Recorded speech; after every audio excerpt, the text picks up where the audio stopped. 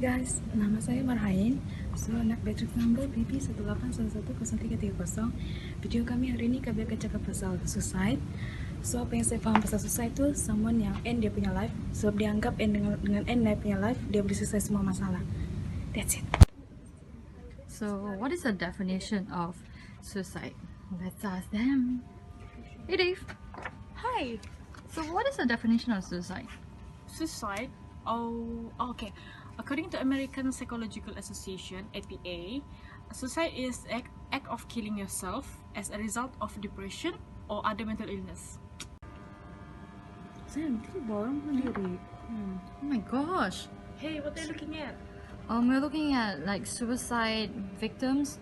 So in our video, we're going to be talking about the effects, the prevention for suicide. So sit back and relax and enjoy the video.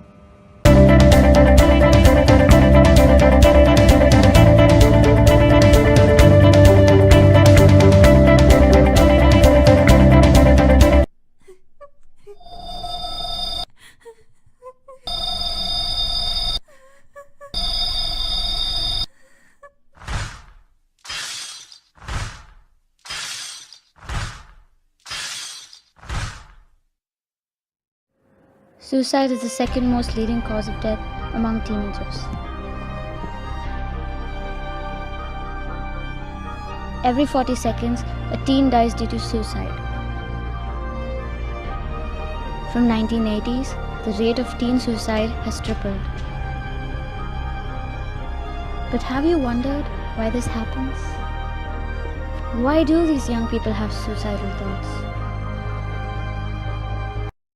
According to the World Health Organization, roughly 800,000 people commit suicide every year, along with many more suicide attempts. Suicide is the highest leading cause of death for people 15 to 29 years old, second highest among ages 15 to 34, and third highest among ages 10 to 14.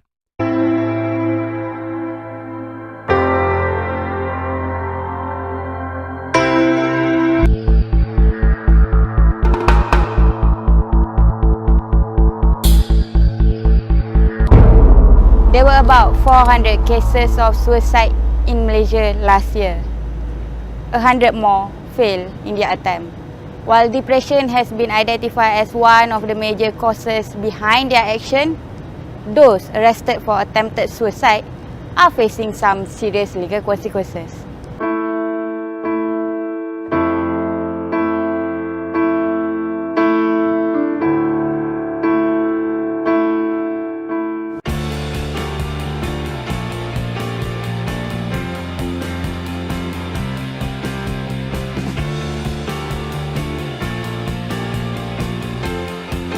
Number 1. Major depression. Major depression affects people both physically and psychologically. It can cause painful body aches and impairs the victim's ability to see cognitive solutions. This distortion of cognition causes people who commit suicide to believe the world would be a better place without them. Number 2. Loss of control. Impulsive tendencies leads to a lack of control, resulting in maladaptive behaviors such as substance abuse. Impulsivity breeds fear and anxiety, which causes people to believe suicide is the only action they can take to put an end to maladaptive thoughts or behaviors. Number 3. Overwhelming regrets. Most cultures believe that making a mistake is a sign of failure. Also, some people internalize their mistakes to the point of believing they're beyond forgiveness. This may cause them to believe the only reprimand that would bring justice to the act they committed is suicide. Some people may start thinking about suicide when they are, number 1, overwhelmed by their stresses, such as stresses at work, school, relationships, or physical issues. Number 2, feeling disconnected from people and or activities that give them hope and meaning, such as having conflicts with other people or being lonely and disconnected from others.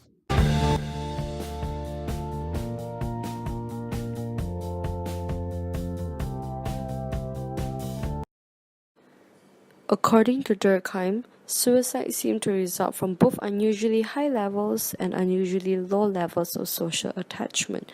So for anomic suicide, it is an extreme response by a person who experienced anomy, a sense of disconnection from society and a feeling of not belonging resulting from weakened social cohesion. Anomie occurs during periods of serious social, economic, or political upheaval, which result in quick and extreme changes to society and everyday life.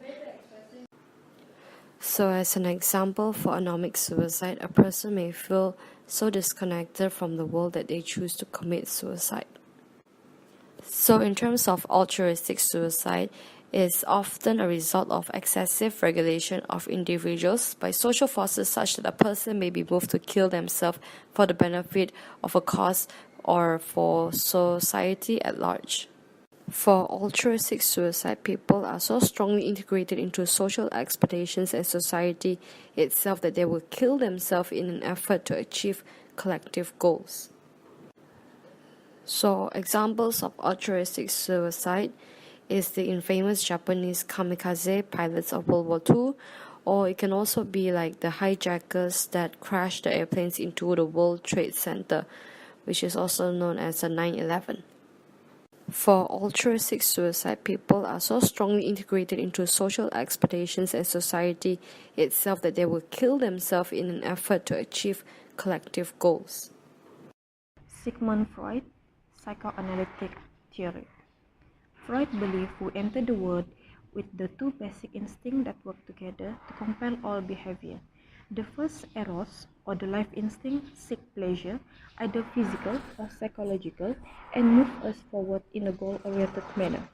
When this instinct is allowed to expression, then physical equilibrium results. When it is not allowed expression, then anxiety and frustration results. Freud's second instinct is thanatos, or the death instinct. He believed we are born with a biological need to return to the quiet calm of the womb.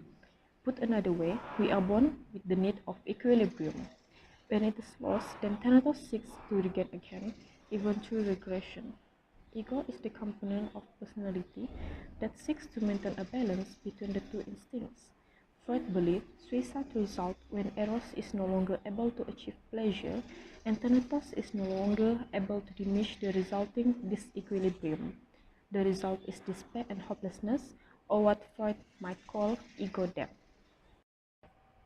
Schneidman theorized that unresolved psychic results in suicidal behavior. He argues that in almost every case of suicide, psychic is the cause. Psychic stems from distorted psychological needs.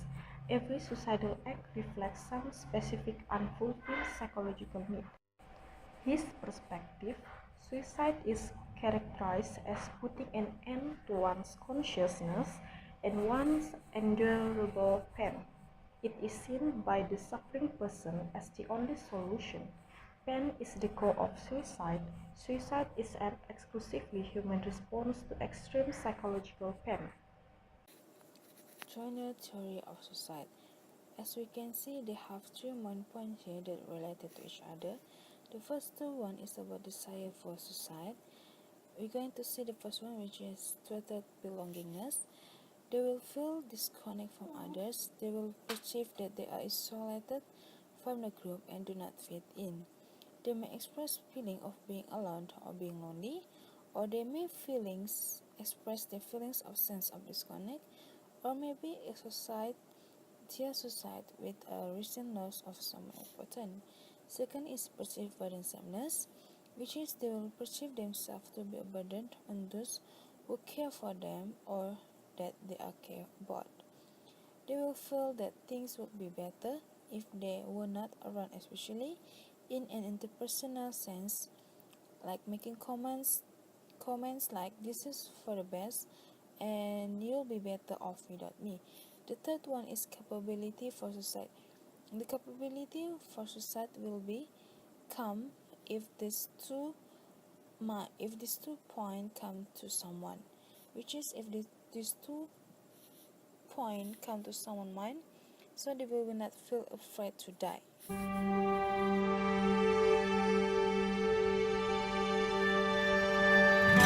I know what it feels like to seem so cold, one without the other, when you're lost in that hole.